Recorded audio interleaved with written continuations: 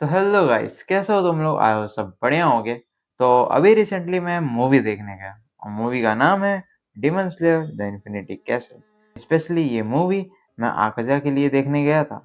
मैं झूठ नहीं बोलूँगा, ये मूवी ने मुझे बिल्कुल भी डिसअपॉइंट नहीं किया है। तो आज हम इसी मूवी के बारे में बात करेंगे। तो अगर तुम लोगों ने मूवी नहीं देखी है तो ये वीडियो को होल्ड कर लेना, सेव कर लेना और मूवी को देखने के बाद देखना, क्योंकि इसमें स्पॉयलर्स हैं जो कि अगर तुमने नहीं देखे हैं तो तुम्हें थोड़े डाइवर्ट कर सकते हैं। और अगर तुमने मूवी देख ली है तो फिर ये वीडियो बिल्कुल तुम्हारे लिए। आराम से बैठो और एंजॉय करो। तो मूवी की स्टार्टिंग होती है, सब कैसल में इधर उधर भटक रहे होते हैं और शिनोबू की मुलाकात होती है डोमा से, अपने अपर रैंक 2 डीमन से। वो अपनी बहन का रिवेंज लेने की कोशिश करती है, पर उसकी ये कोशिश डोमा पूरी नहीं होने देता और उसे पूरा का पूरा डिवोर कर लेता है। और यहाँ पे हमने एक और हासिरा खो दिया है। फिर दूसरी जगह जेनेत्सु फुल ट्राई करता है कि वो अपने ओल्ड टीममेट को सही रास्ते में ला सके अपने ग्रैंडपा के लिए, पर ऐसा हो नहीं पाता। वो कहते हैं ना, जो हम चाहते हैं वो कभी होता ही नहीं है। जो जेनेत्सु का सीनियर होता है कागाकू, रुकता ही नहीं है। वो अपने 6 के 6 ठंडक फॉर्म यूज करता है जेनेत्सु के ऊपर और जेनेत्सु को समझ में आ जाता है कि चीज़ें एक तरफ चलाने से नहीं चलती, सामने से भी उतना सपोर्ट और उतना एफर्ट मैटर करता है। तो जेनेत्सु यूज करता है अपना 7th फॉर्म और काइगा को देखकर शॉक हो जाता है। इसने 7th फॉर्म कैसे सीख लिया, जो फर्स्ट फॉर्म भी अच्छे से नहीं कर पाता था। जेनेत्सु 7th फॉर्म यूज करता है और उसको सिर्फ एक स्लैश में, एक मूवमेंट में हरा देता है। फिर हम देखते हैं थर्ड साइड, जिसके लिए मैं स्पेशली गया था। तांजीरो और गियो आगे बढ़ते हैं, तभी वहां पे एंट्री होती है लेजेंड आकजा की। और मैं लेजेंड क्यों बोल रहा हूँ, ये वीडियो के एंड में तुम्हें पता चल ही जाएगा। आकजा आते ही दोनों के साथ फाइट में इन्वॉल्व हो जाता है और दोनों से एक साथ फाइट करता है। गियो अपने मार्क्स के साथ भी आकजा को कुछ नहीं कर पाता है। गियो जितनी स्पीड से बढ़ता है, आकजा भी उतनी स्पीड बढ़ा लेता है। गियो और तांजीरो साथ में मिलकर उसका सर अलग कर देते हैं कैसे तैसे। एक मोमेंट को सबको यही लगता है कि ये फाइट अब खत्म हो चुकी है, पर आगजा के अंदर स्ट्रॉन्ग बनने की चाहत इतनी स्ट्रॉन्ग होती है कि वो अपना सर जोड़ने लगता है, पर गियो उसे फिर से रोकता है और उसका सर नीचे गिरा देता है, जिससे उसका सर तो गायब हो जाता है। पर आगजा फिर भी हार नहीं मानता है और वो अपने बॉडी से सर रीजनरेट करने लगता है। जो ये चीज़ देख के गियो और तांजीरो शॉक हो जाते हैं कि ये तो इम्पॉसिबल है, ये तो कोई कर ही नहीं सकता। अगर सर खत्म मतलब डीमन खत्म। पर ऐसा होते हुए नहीं दिख रहा था और जो भी हो रहा था उनके कुछ समझ में ही नहीं आ रहा था। वो रीजनरेट करते करते तांजीरो और गियो को खत्म करने आगे बढ़ता ही है, पर उसको उसकी मेमोरीज याद आ जाती है कि कैसे वो चोरी किया करता था अपने पापा के लिए, दवाई खरीदने के लिए।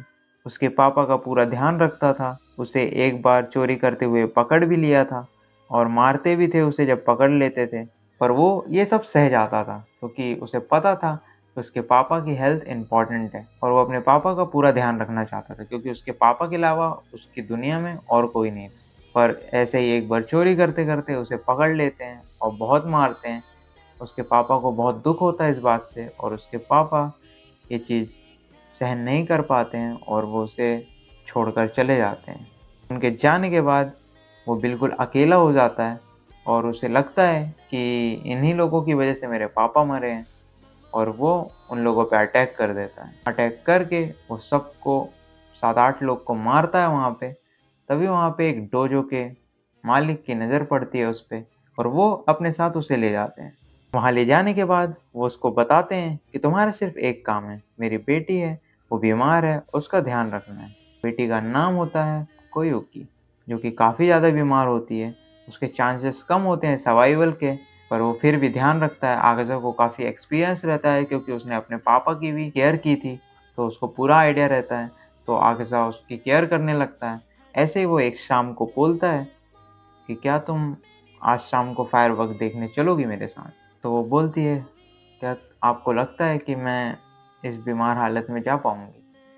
तो आकज़ा बोलता है, कोई बात नहीं, अगर हम इस साल नहीं जाते हैं तो अगले साल जाएंगे, अगर अगले साल भी नहीं जाते तो उसके अगले साल भी जाएंगे। ये सुनकर कोयुकी रोने लगती है, क्योंकि अभी तक उसको ऐसा किसी ने भी नहीं कहा था। सब लोग यही सोचते थे कि इसके पास 1 साल का ही टाइम है, पर आकज़ा ऐसा बंदा था जिसने 1 साल से ज़्यादा, 2 साल, 3 साल और भी ज़्यादा फ्यूचर देख रखा था।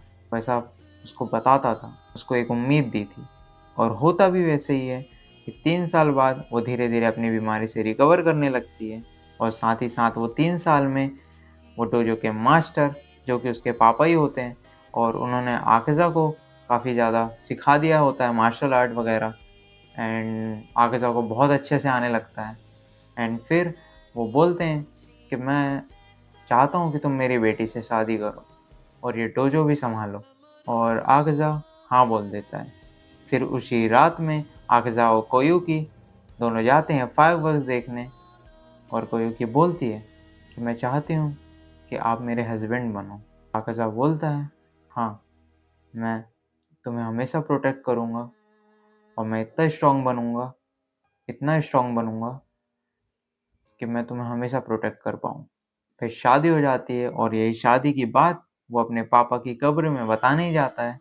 अपने पापा को बताता है कि काश आप भी देख पाते। जैसे वो वहाँ से डोजो की तरफ आता है और वो देखता है कि उसके डोजो के बाहर काफ़ी भीड़ लगी हुई होती है, और फिर वो अंदर जाता है और देखता है कि कोयोकी और उसके पापा दोनों अब नहीं रहे, और उसे पता चलता है कि उसका रीज़न है जहर, और जो कि जहर कुएं में मिलाया गया था दूसरे डोजो वाले ने जलन की वजह से, ताकि यहाँ पे सिर्फ एक ही डोजो रहे, और इस जलन में उन्होंने कोयोकी और डोजो के मास्टर दोनों को मार दिया। आगज़ा उसको अपने आर्म्स में होल्ड करता है और रोता है। ये चीज़ उससे सहन नहीं होती है क्योंकि फिर से वो एक बार फिर से बहुत अकेला हो चुका है।